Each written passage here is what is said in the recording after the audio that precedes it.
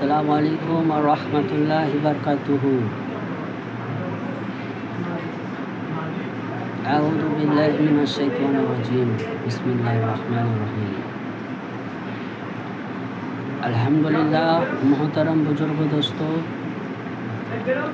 সমস্ত প্রশংসা, সমস্ত তারিফ সেই মহান আল্লাহ রব্বুল ইজ্জতের জন্য, যিনি আল্লাহ সুবহানাহু ওয়া তাআলা জিন আর ইনসানকে সৃষ্টি করেছে। আর আল্লাহ সুবহানাহু ওয়া তাআলা বহুত বড় নিয়ামত দিয়েছে। বলেছে নিয়ামত বহুত দামি।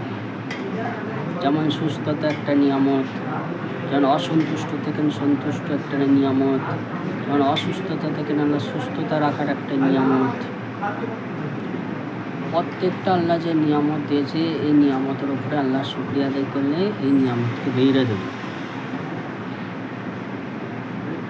তো আল্লাহ সুবহানাহু ওয়া তাআলা হাদিসের সারমঙ্গ এই যে রাসূলুল্লাহ সাল্লাল্লাহু আলাইহি ওয়াসাল্লাম বলছে,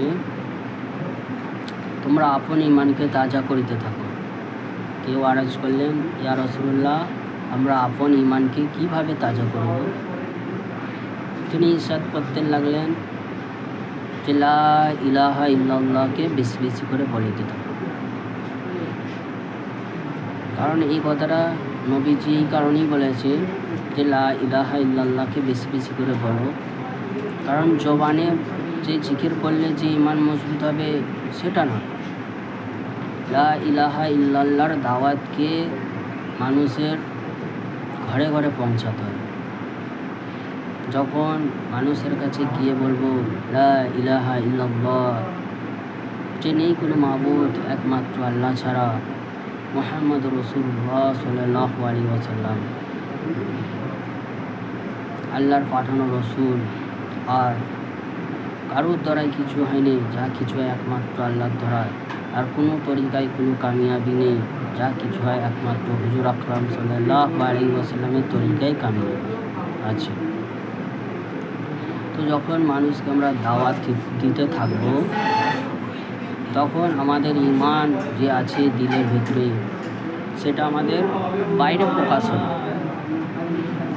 হুজুর পাক সাল্লাল্লাহু আলাইহি ওয়াসাল্লাম সাহাবাদেরকে বলতো যে ঈমান দিলের চিজ না, ঈমান বাইরেও দেখা যায়।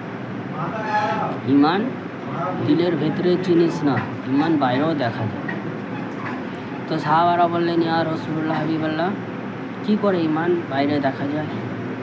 তো নবীজি বলছেন যে মাথা থেকে পায়ের পা অবধি যে সুন্নতে এহতেহাম করবে, সুন্নতের ইখতিয়ার করবে, তখন ওই ব্যক্তিকে যখন মানুষ দেখবে, তখন ঈমানদার বলে বোঝা যাবে। তো যখন হুজুর পাক সাল্লাল্লাহু আলাইহি ওয়াসাল্লামের সুন্নতে যখন এসে যাবে, তখন মানুষকে দেখলেই ঈমানদার বলে। তো সাহাবারা তখন নবীজির যত সুন্নত ছিল, ছোট থেকে বড় থেকে সব সুন্নতগুলোকে সাহাবার ইখতিয়ার করত, মানে পালন করত। তো আমরাও যদি এই জামানায় বলা হচ্ছে নবীজির একটা ছোট সুন্নতকে ছোট বলতে নেই, সুন্নত বহুত বড়, ওর আজরও আছে। যে নবীজির যেই সুন্নতগুলো ছিল, সেই সুন্নতগুলো যদি আমরা এই জামানায়, জালিয়াতের যুগের জামানায় যদি আমরা একটা সুন্নতকে আঁকড়ে ধরি, বলা হচ্ছে 100 শহীদের স্বভাব দেবে। যেই শহীদ মানে আল্লাহ রাস্তায় কোরবানি হয়ে গেছে, ওই কবুল হয়ে গেছে, সেই স্বভাব আল্লাহ একটা সুন্নতকে যদি পাবন্দিনার সঙ্গে আদায় করে আল্লাহ দেবে। তো ওই জন্য আল্লাহ সুবহানাহু ওয়া তাআলা যদি হিদায়াতের ওয়াদা রাখে, একমাত্র সুন্নতের ওপরেই রেখেছে। আজ মানুষ হিদায়াত থেকে এই কারণেই বঞ্চিত হয়ে আছে, কেন নবীজির সুন্নতকে ছেড়ে দিয়েছে। নবীজির সুন্নতের যে এত পাওয়ার, মানুষ যদি সুন্নতকে ইখতিয়ার করে, প্রত্যেকটা জিনিসে কামিয়াবি হবে। কেন নবীজির এক একটা সুন্নতের দিলের ঠান্ডা আছে। দিলের ঠান্ডা আছে। দাড়ি রাখা একটা সুন্নত, টুপি পরা একটা সুন্নত, ঢিলে ঢালা পাঞ্জাবি পরা একটা সুন্নত।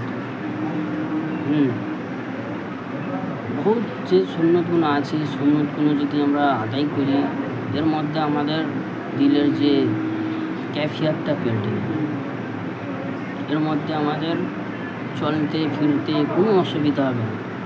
আজ দুনিয়ার মুসলমান দুনিয়ার যে কোনো কাজে বা কোনো কোম্পানিতে বা কোনো জায়গায় যে তরফার কাজে মানুষ যাচ্ছে, গায়রের তরিকাকে এখতিয়ার করতেছে, ইহুদি নাসাদের তরিকাকে এখতিয়ার করতেছে।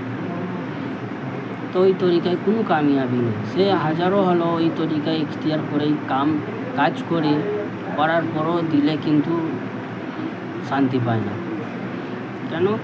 নবীজির সুন্নতকে বঞ্চিত করে গায়েতের তরিকাকে এখতিয়ার করে যদি কাজ করে দিলে শান্তি থাকে। এই জন্য নবীজির সুন্নতকে প্রত্যেকটা জায়গায়, প্রত্যেকটা কারখানায় বা প্রত্যেকটা মিল ফ্যাক্টরিতে, প্রত্যেকটা কাজেতে এখতিয়ার করতে হবে। যেই লেবাসে নবীজি এই লেবাস পরে, পাঞ্জাবি, টুপি, দাড়ি রেখে বা নবীজির যে সুন্নতগুলো ছিল ওই সুন্নতের থেকে নবীজি কামলার কাজ করেছে, ইহুদিদের বাগানে কাজ করেছে। নবীজির তো গায়েতের তরিকা এখতিয়ার করেনি, নবীজি ওনার তরিকাকেই এখতিয়ার করে ইহুদিদের বাগানে কাজ করেছে। যেখানেই গিয়েছে নবীজি, বহুত জায়গায় গিয়েছে, তাইফে গিয়েছে, কুফায় গিয়েছে, নবীজি যেটা গিয়েছে সেটাই ওনার তরিকাকে, ওনার সুন্নতকে এখতিয়ার করেছে। সাহাবারাও ওনার নবীজির সুন্নতকে এখতিয়ার করেছে। বলা হচ্ছে ওমর রাদিয়াল্লাহু তাআলা আনহু যখন ফিলিস্তিনের রাজার কাছে দেখা করতে যাবে বাইতুল মুকাদ্দাসে।